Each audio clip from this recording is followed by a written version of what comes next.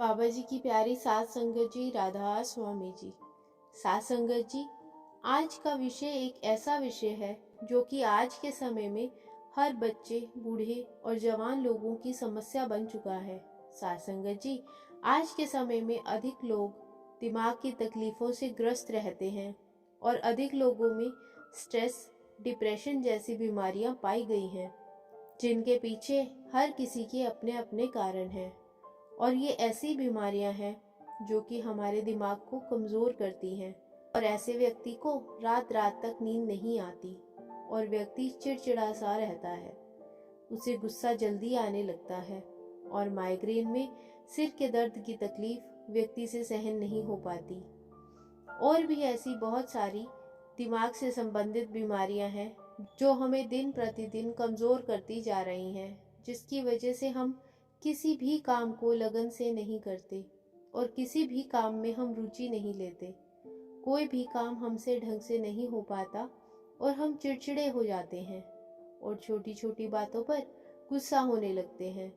तो ऐसी बहुत सारी समस्याएं आज के दौर में पाई जा रही हैं, जिसका केवल एक ही हल है और वह है भजन सिमरन। और साथ संगत जी, यह बात हम भी जानते हैं कि हमारे दिमाग में हर रोज लाखों करोड़ों विचार आते हैं और यह विचार हमारी दिमागी हालत को कमजोर करते रहते हैं, जिसकी वजह से हमारे दिमाग से संबंधित ऐसी ऐसी बीमारियां हो जाती हैं। तो जब व्यक्ति मेडिटेशन करता है, ध्यान में बैठता है, भजन सिमरन करता है, तो उसके दिमाग में कुछ ऐसे केमिकल निकलने लगते हैं जो कि हमारे अंदर की व्यवस्था को बेहतर बनाते हैं और हमें शांत करते हैं और हमें जल्दी गुस्सा नहीं आने देते। और जब कोई व्यक्ति भजन सिमरन करता है, ध्यान करता है, तो जो उसकी कंसंट्रेशन पावर है वह एक आम आदमी से बहुत ज्यादा होती है।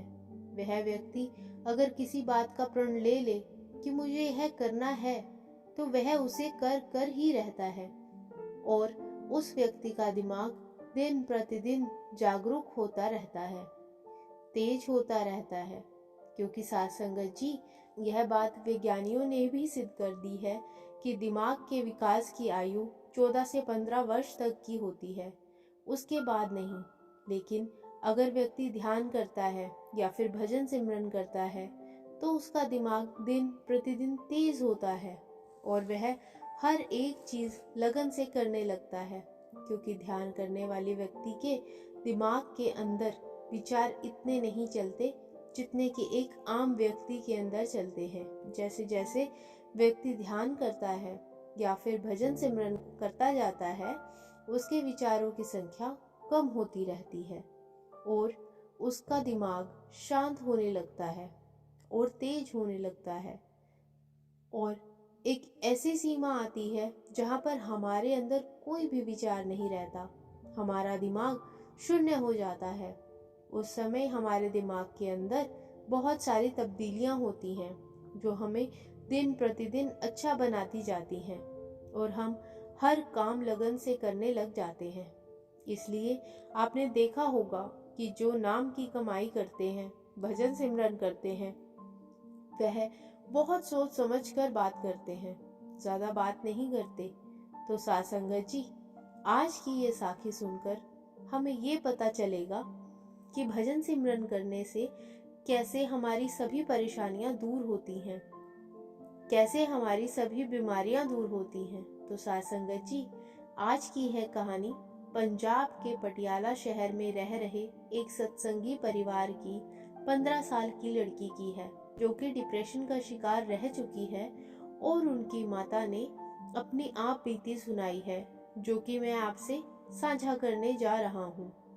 आप जी कहती हैं कि मेरी लड़की 7वीं कक्षा में पढ़ती थी जब ये इस बीमारी का शिकार हो गई और यह छोटी छोटी बात पर चिढ़ जाती थी, इसे गुस्सा आने लगता और यह रात रात तक सोती नहीं थी। अगर मैं इसे सुलाने की कोशिश करती थी तब ये उठकर बैठ जाती थी, क्योंकि इसे नींद नहीं आती थी और ये कहती थी कि इसके दिमाग पर एक भारीपन सा बना रहता था। और मेरी लड़की हर समय परेशान रहती थी और घर के अंदर ही रहती थी। घर के बाहर जाना पसंद नहीं करती थी। इसे दूसरों के साथ बात करना अच्छा नहीं लगता था। इसे अकेली रहना ही अच्छा लगता था और यह अंदर ही अंदर घुटती जा रही थी और कुछ पागलों जैसी हरकतें भी करने लग पड़ी। जब इसके साथ यह सब होने लगा तो मुझे चिंता होने लगी। तो मैंने अपने घर वालों से बात की तो वह इस बात को दूसरी तरफ ले गए कि पता नहीं इसके ऊपर किसी ने कुछ कर ना दिया हो। तो उन्होंने मुझे एक बाबा के पास जाने की सलाह दी कि उस बाबा के पास ले जाओ।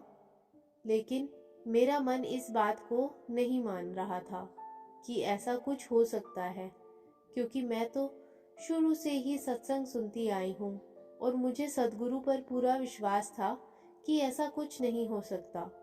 और मेरा मन इस बात के लिए नहीं माना, लेकिन घर वालों के जोर डालने पर मुझे अपनी लड़की को लेकर उस बाबा के पास जाना पड़ा। तो जब मैं उनके पास गई और उसने मुझे एक कागज में राख डाल कर दी कि जब ये पागलों जैसी हरकतें करना शुरू करे इसे यह खिला देना। तो जब मेरी लड़की कुछ ऐसी हरकतें करती थी तो मैं उसे वह खिला दिया करती थी और उसके बाद वह कुछ देर के लिए ठीक भी हो जाती थी, लेकिन उसके बाद फिर वही हरकतें करना शुरू कर देती थी। और ऐसा कुछ दिनों तक होता रहा।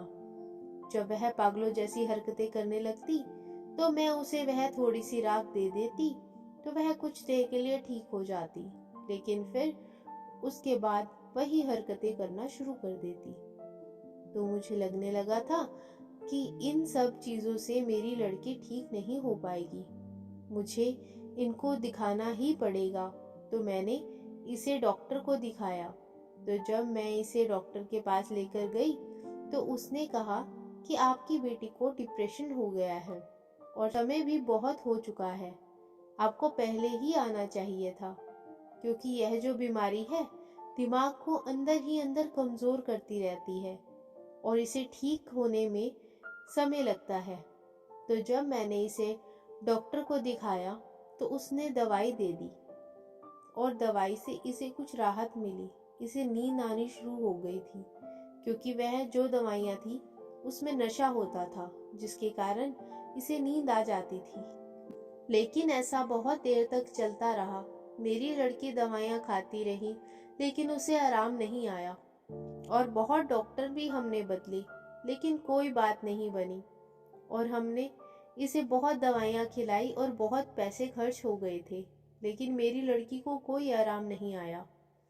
तो इसकी इस बीमारी की वजह से हमने इसका स्कूल जाना भी बंद कर दिया था और हम भी बहुत परेशान रहने लग पड़े थे कि पता नहीं लड़की को क्या हो गया है और यह ठीक भी हो पाएगी या नहीं।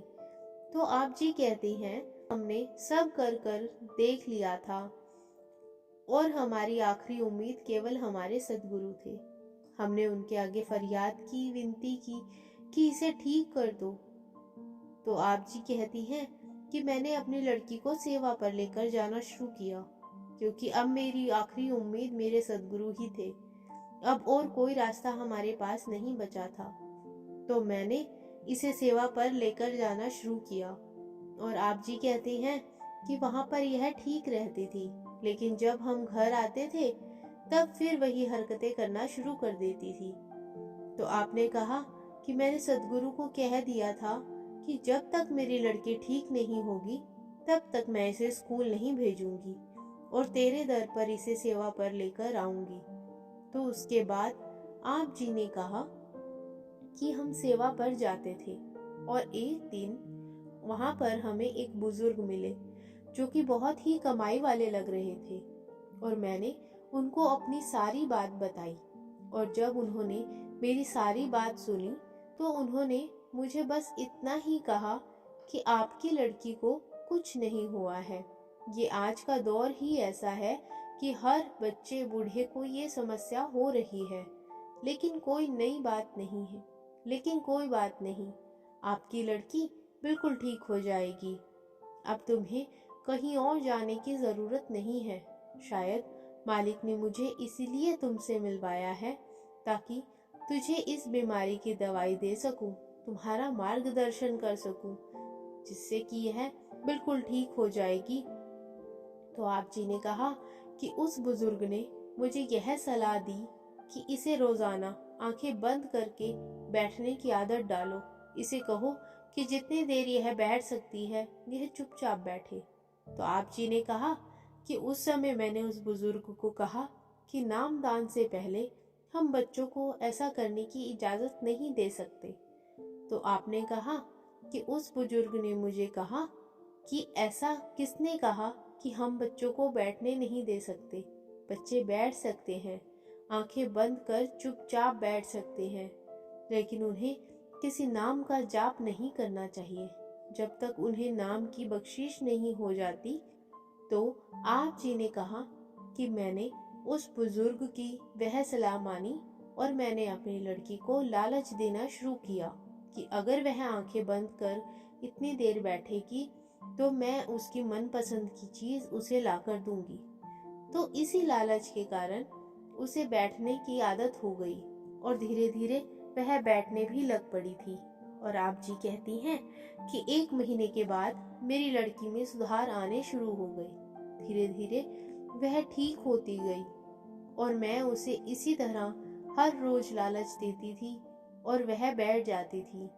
तो आप जी ने कहा कि सिर्फ 3 महीने के बाद मेरी लड़की बिल्कुल ठीक हो चुकी थी और उसने पहले जैसी हरकतें करनी भी बंद कर दी थी। और मैं यह देखकर बहुत खुश हुई और उस दिन मुझे सद्गुरु की याद में रोना भी आ गया था कि सद्गुरु हमेशा कहते हैं कि हमारी हर मुश्किल का हल भजन सिमरन है, लेकिन हम मानते नहीं हैं। और आप जी कहती हैं कि मैंने अपनी लड़की को स्कूल भेजना भी शुरू कर दिया और उसका पढ़ाई में भी मन लगने लगा और वह बिल्कुल ठीक हो गई। और आज मेरी लड़की MBA की पढ़ाई कर रही है और सद्गुरु की कृपा से बिल्कुल ठीक ठाक है। तो साथ संगत जी, आज की इस कहानी से हमें यही प्रेरणा मिलती है कि हमारी हर मुश्किल का हल केवल और केवल भजन सिमरन है। हमारे हर प्रश्न का जवाब केवल और केवल भजन सिमरन ही है।